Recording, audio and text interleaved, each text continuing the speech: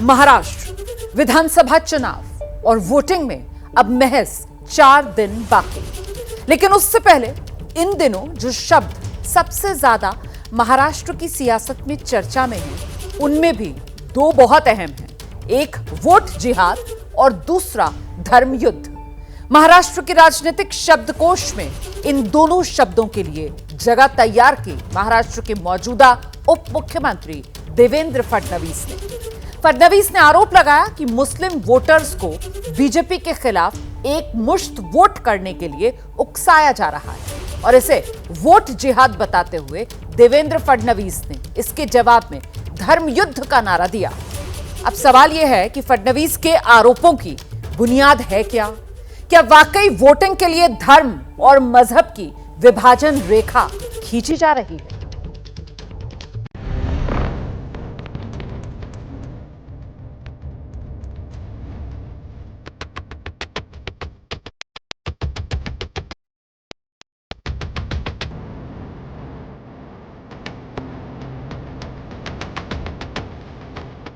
मालूम है लोकसभा के इलेक्शन में आपके कुछ लोगों ने बीजेपी का साथ दिया था।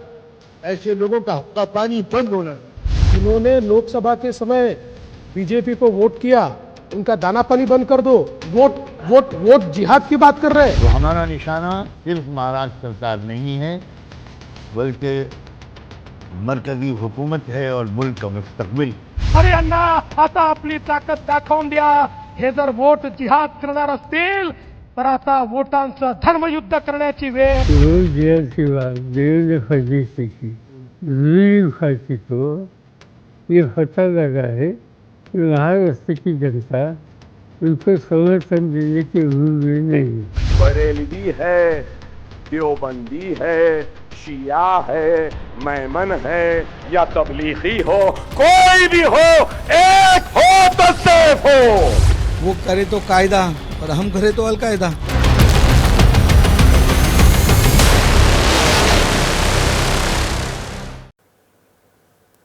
तो ये तो सिर्फ बानगी भर है उन बयानों की जिनकी तासीर ने महाराष्ट्र विधानसभा चुनाव का मिजाज ही बदल के रख दिया है।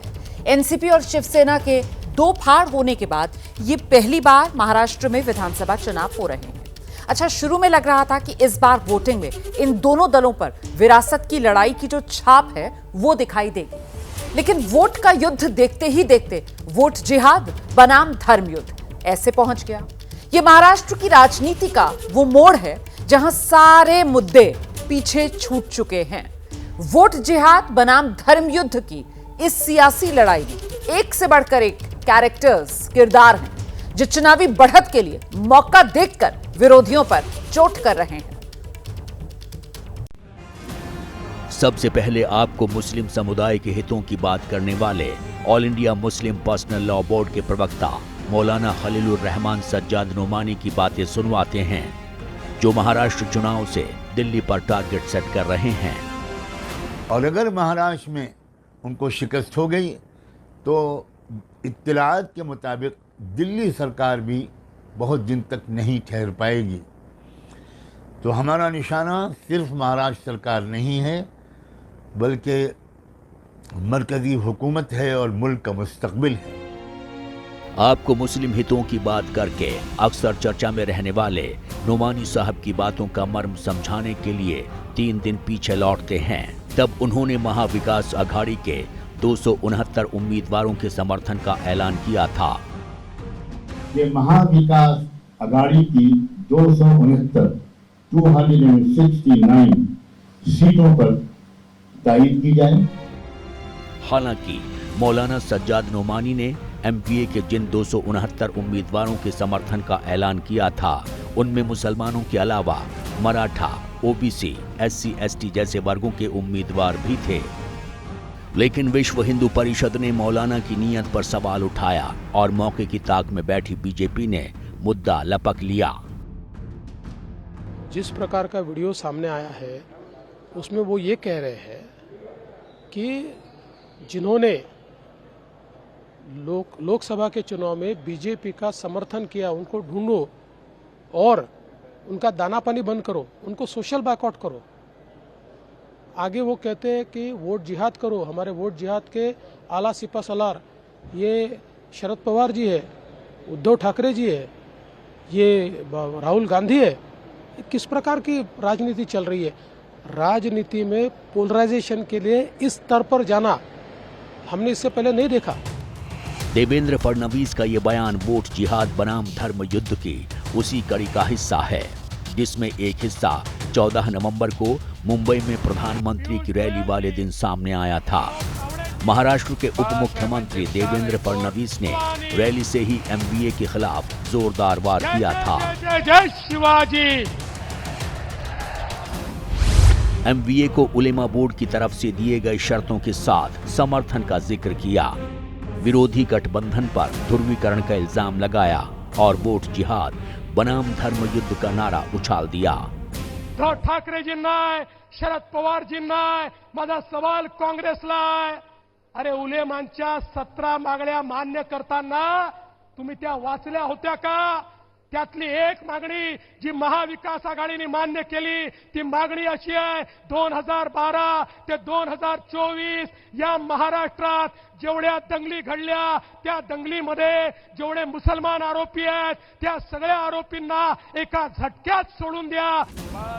इसी के साथ मुद्दा राजनीति की उस पिच पर पहुंच गया जिस पर बीजेपी अक्सर विरोधियों की चुनावी गिल्ली उखाड़ती रही है। ये बात शरद पवार समझ गए और नागपुर से बीजेपी को जवाब दे दिया कि वो जिहाद की बात देवेंद्र फडणवीस ने की, रूलिंग पार्टी को ये पता लगा है कि महाराष्ट्र की जनता उनको समर्थन देने के मूड में नहीं है। बीजेपी को जवाब देकर शरद पवार ने ध्रुवीकरण की गुंजाइश खत्म करने की कोशिश की, लेकिन हैदराबाद से निकलकर मुंबई की गलियां छान रहे एआईएमआईएम के नेता अकबरुद्दीन ओवैसी ने सारे किए कराए पर पानी फेर दिया।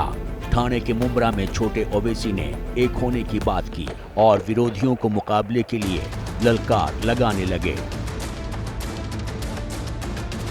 योगी कह रहे हैं कि बटोगे तो कटोगे, नरेंद्र मोदी कहते हैं एक है तो सेफ है, बरेलवी है, देवबंदी है, शिया है, मैमन है, जमाते इस्लामी के हो, कोई भी हो, एक हो तो सेफ हो।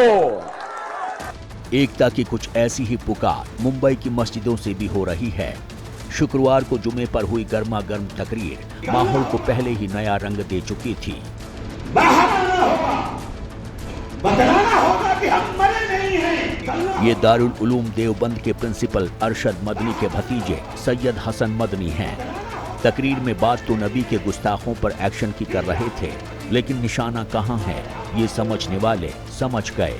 आपके ऊपर बात की जाए, आपकी शान अक्ल को कमजोर किया जाए और मुसलमान जिंदा रहे, खाता रहे, पीता रहे और अपने कारोबार के अंदर लगा रहे, डूब मरने का मकाम है उसमें।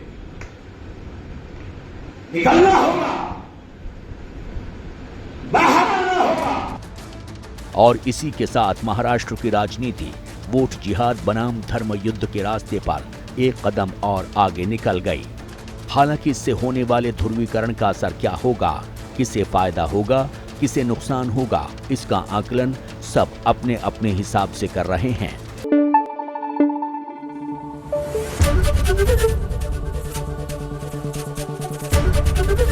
एबीपी न्यूज आपको रखे आगे।